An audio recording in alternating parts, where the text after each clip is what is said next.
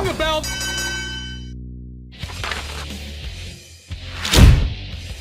Hello, everyone, and welcome to the Slam Society. Welcome to my review show here of NXT Heatwave 2024, Scotiabank Arena, Toronto, Ontario, Canada.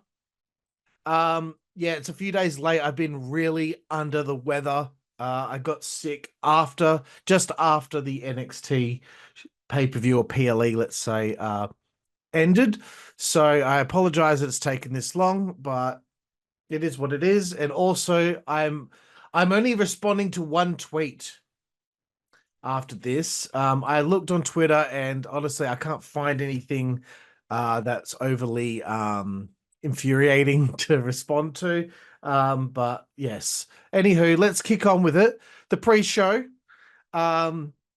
It had Carmen Petrovic and Ariana Grace teaming up to take on Jacy Jayne and Jasmine Nix. So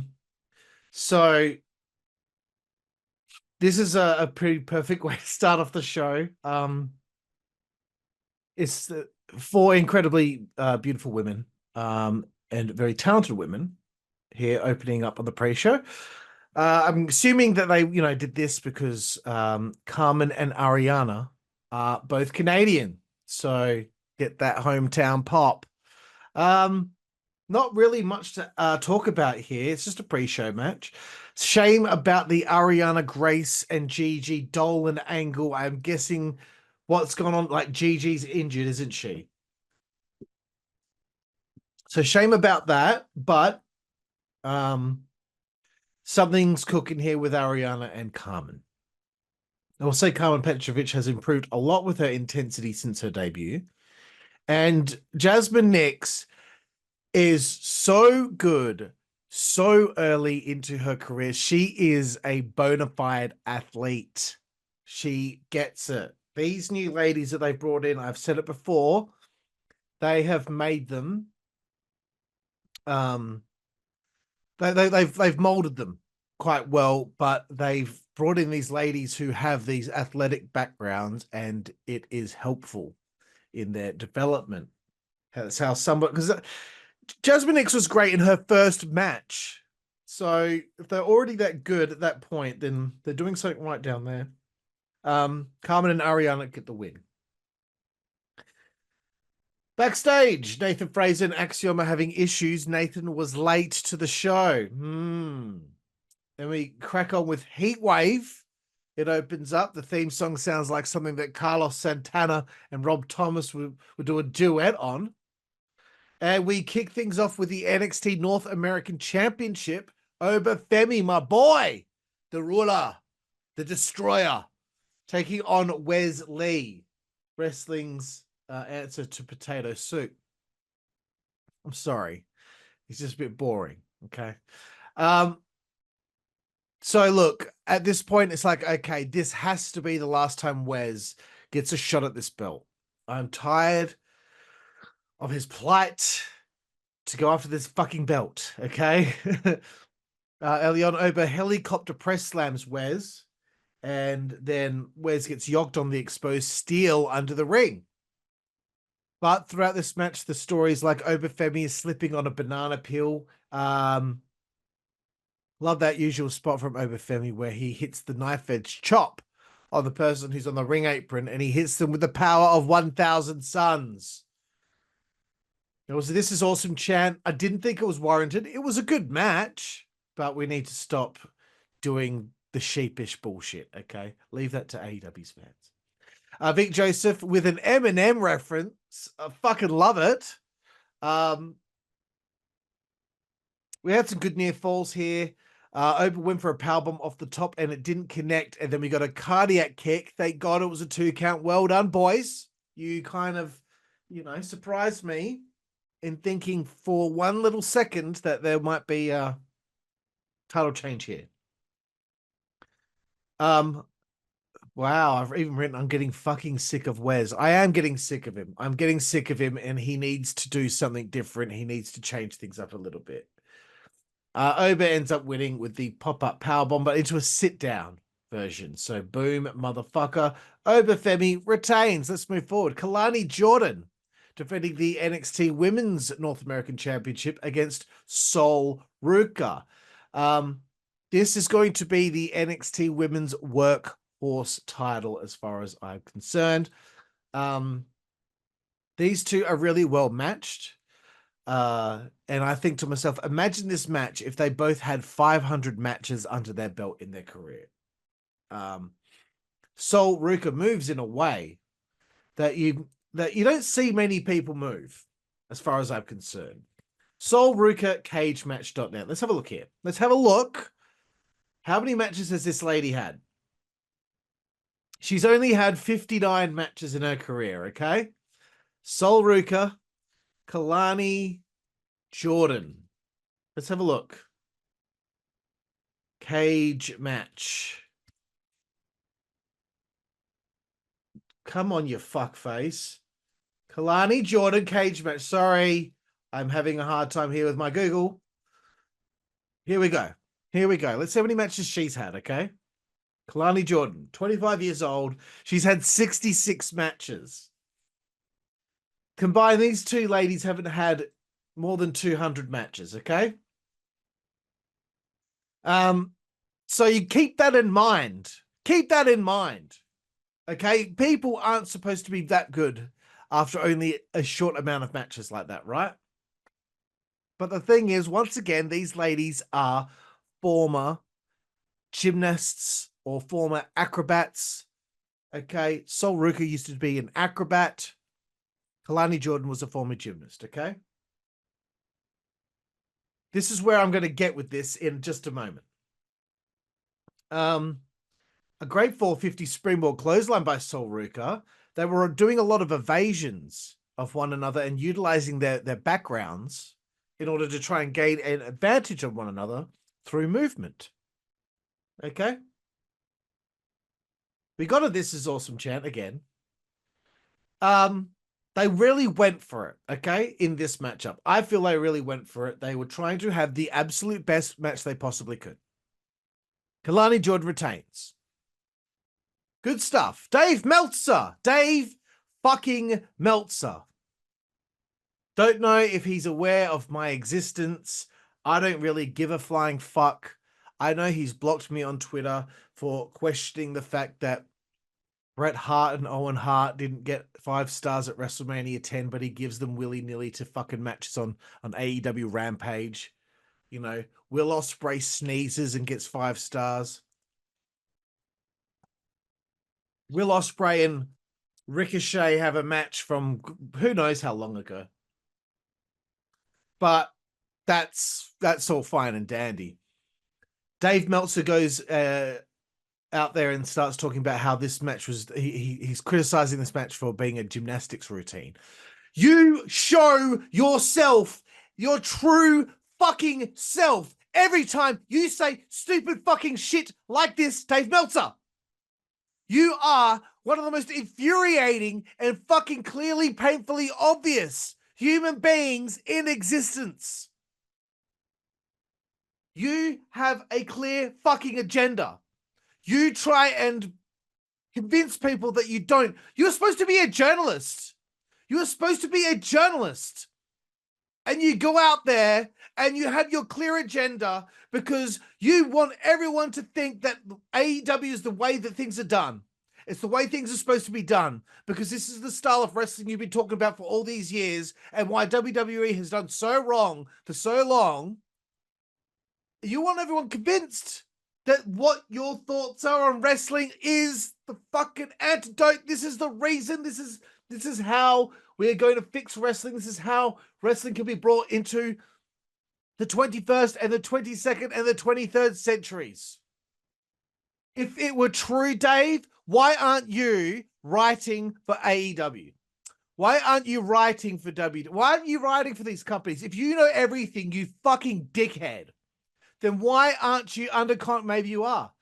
Maybe you're under contract to AEW. Maybe that's why you fucking suck their hole all the time. You go on and on about how great Will Ospreay is and all this shit.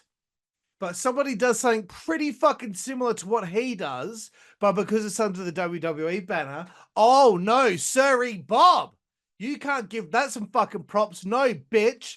Fuck you. Go fuck yourself, Dave. Honest to fucking God. I can't fucking stand the pro wrestling media. I can't stand these human beings that have a fucking job to do. Like actual journalists. And they use that platform to push their own agenda. It fucking pisses me off that I live in Perth, Western Australia. I probably know more than most of these motherfuckers. And I can't fucking get ahead. Let's move forward. Chase U taking on Nathan Frazier and Axiom for the NXT tag team titles. I hoped that Chase U were going to win this. I'd have to say once again, Duke Hudson has really come into his own since being a part of Chase U.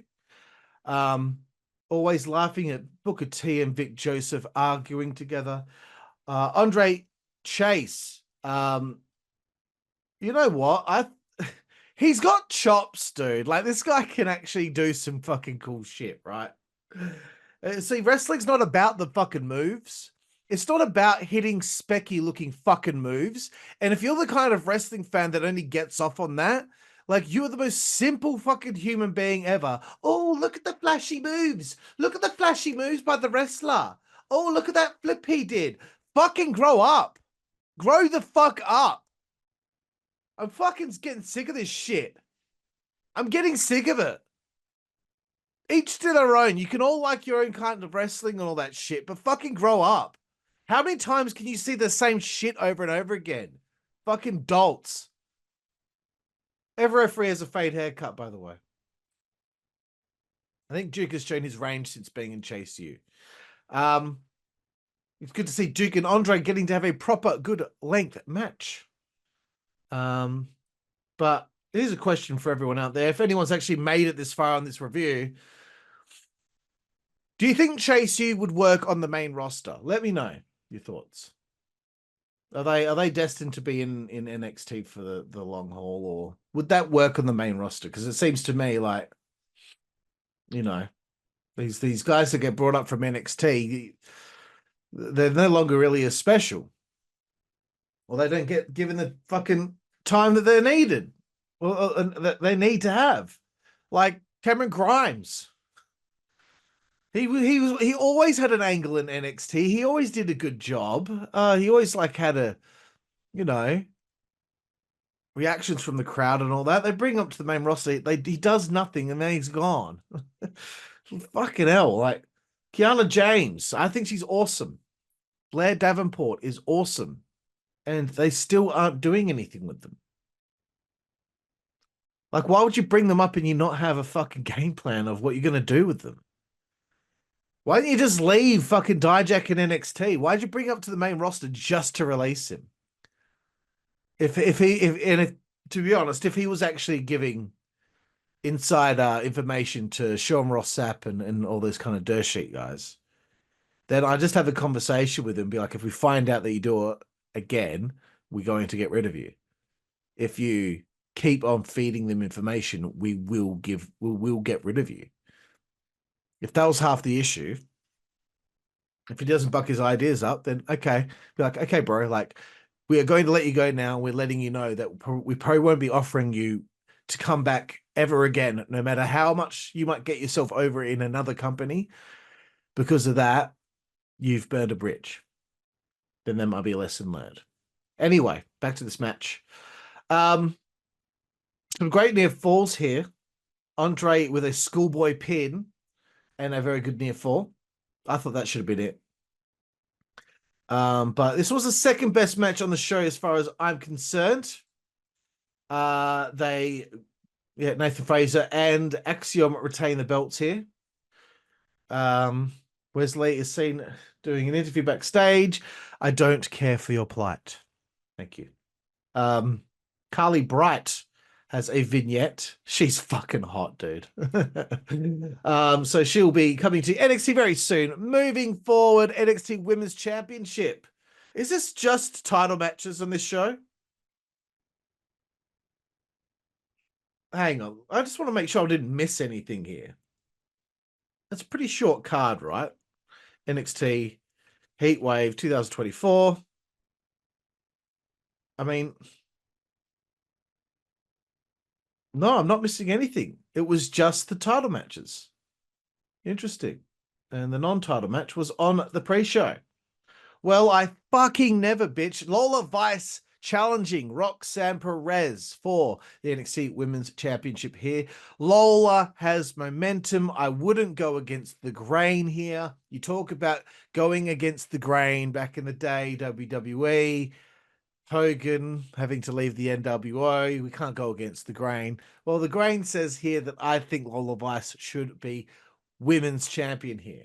She's very striking. She's a star of the future.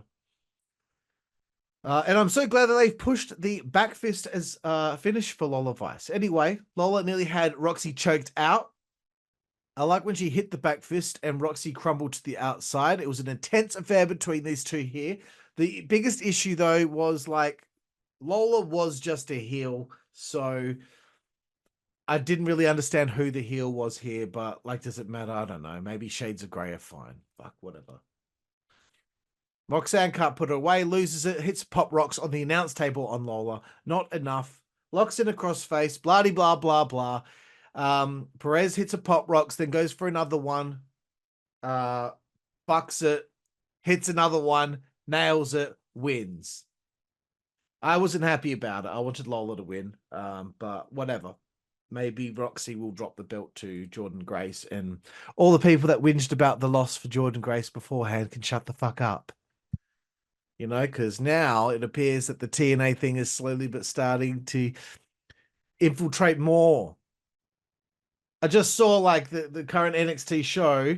It's on right this moment as I'm doing this review. And fucking the Rascals showed up. Joe Hendry's already made another appearance or some shit. His stupid little face showing up on the screen. See, I said to everyone on the fucking internet, oh, you fucking whinging cunts.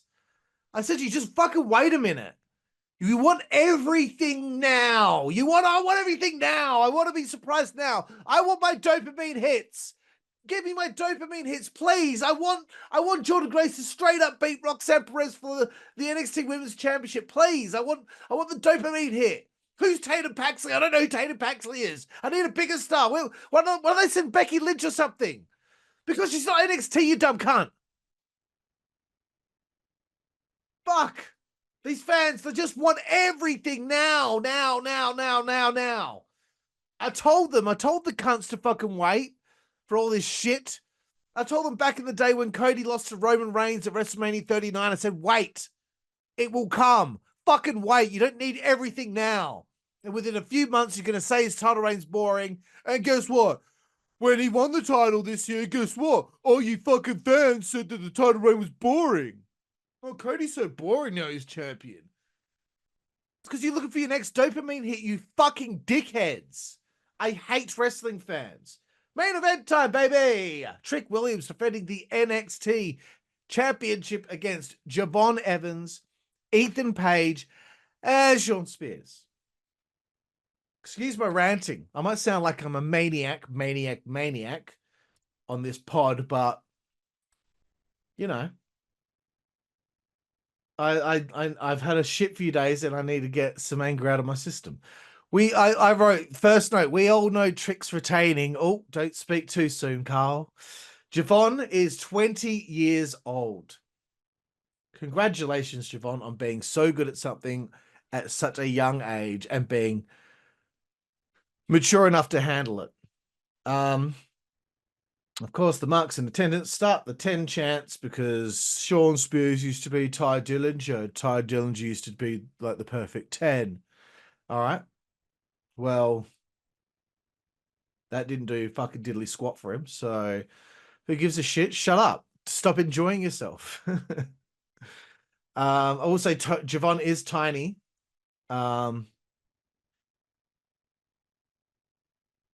One thing, nobody takes Trick Williams' Harlem sidekick properly. Cop it on the chest. Stop preemptively bumping. Wait for the contact of the leg on the chest. Please stop with the preemptive bumps. Great flurry from these guys. We get a dive from Javon, a C4 from the top rope. Top rope. They went for it, bitch. Javon with the cutter off the top. He hits his specky little splash. 2 count. Whatever. Javon cops it. Javon is nuts. Out of the blue. And I'm not giving a blow-by-blow analysis on this match. I'm not fucking wasting my time on that. But how... Man, I couldn't believe it. Ethan Page won the NXT Championship by pinning Javon Evans. Sean Spears busy with Trick Williams at ringside. Fucking crazy, dude. Couldn't believe my eyes. Ethan Page is the NXT champion. You know. There's all these fucking AEW fans and NXT fans or whatever going to be arguing on the internet about fucking... See, like, yeah, Ethan Page is good enough to be your champion, but it wasn't even good enough to be, like, on TV for AEW. Fuck you, you cunt. You have a young guy like that who's, like, in the prime of his career and you don't do anything with him. Like, fuck you. Maybe that's what happens when you have 200 fucking plus people on your roster. Like, WCW had a lot of people on the roster, but there was, like, 130. There was 130 people. AEW have less TV time and they have like, fuck me, 200 plus people. They don't even do live events. No, they don't do monthly pay-per-views. No. Fucking hell. Anyway, Trick's face when he lost without being pinned was fantastic. And you know what? It was good to be on my toes for once because they're like, oh yeah, Trick's retaining. And no, he didn't win. I'm on my toes. Very good. So yeah, it's good to have a Tyler Rate end like this to keep things interesting. Who knows if they hot potato the belt for a second there and Trick gets the belt back. I don't know. But anywho, interesting show for NXT Heatwave. I'll give it a 7 out of 10. Good show, middle of the ground, not amazing, but pretty good. And of course, at the end of the show, Joe Hendry's face shows up. Anyway, responding to this one tweet, okay? I'm sorry.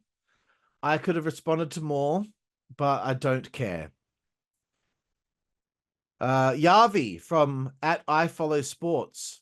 He only said this like just before I started recording here, 36 minutes prior. I thoroughly enjoyed NXT Heatwave, but these Tuesdays episodes are not for a casual like me. I like to watch big names only, like Lola, Roxanne, Soul. I'm the kind of guy that's not into college sports cause I know the athletes are undeveloped or suck. Not watching WWE NXT today. You short-sighted fucking dickhead. Watch the fucking show. You can't become a fan of something and get used to something if you don't actually watch the fucking show. Like, if you want to know who some people are, you want to get the context of who people are. And don't, there's fans out there like, who's Tatum Paxley? If you want to know, the best way you can know is by watching the show. Not for a casual like you. Dude, I'm telling you right now, this show is written for casual wrestling fans. Okay? It is quick and snappy. It is good for the old attention span. No 20-plus minute matches. You like to watch big names only like Lola, Roxanne, Soul. Well, maybe other people can become big names if you watch them. And the whole comparison of college sports to this is so dumb. Whatever. Dude, each to their own. You don't want to watch it, dude? Fucking go do something else. Good for you. I'm just letting people out there know if you don't watch something, then you can't become a fan of it and you can't become somebody that is aware of certain things. I saw someone responding to in the comments section again, because that's where you find all the biggest cunts. Damon Kemp gets released from WWE, and there goes those little cunts that go, who's that? I've never heard it. He's been on their television for like a year and a half, you fucking cunt. Like, If you don't watch, then you won't know. So it's on you, you fucking dickhead. Anyway, I've had enough. NXT Heatwave was fun. Thank you all for watching here on the Slam Society. Please like and subscribe. Please do all the other shit. Hit the bell. Watch our other videos. Check out Slam Society Extra. There's heaps of good shit to watch. We will see you down the road. Thank you. I'm not in the mood today.